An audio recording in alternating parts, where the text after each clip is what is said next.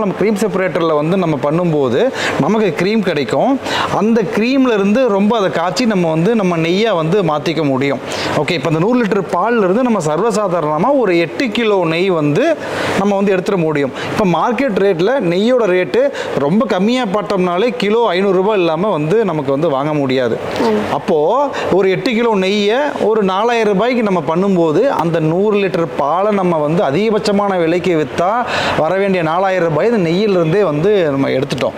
ஒரு லிட்டர் வந்து 200 ரூபாய் அப்படின்னா அப்போ நம்ம ஸ்கிம்டு மில்க் 100 லிட்டர் நம்ம இருக்கு, அதை நம்ம எவ்வளோக்கு வந்து ஃப்ளேவர்டாக சேல் பண்ணால் வரும்? ஒரு 20000 ரூபாய்க்கு நம்ம 20000 ரூபாய் பண்ண முடியும். ஏற்கனவே நெய்யிலேருந்து ஒரு 4000, இந்த 24000 ரூபாய்ன்றதை நான் சொன்னது.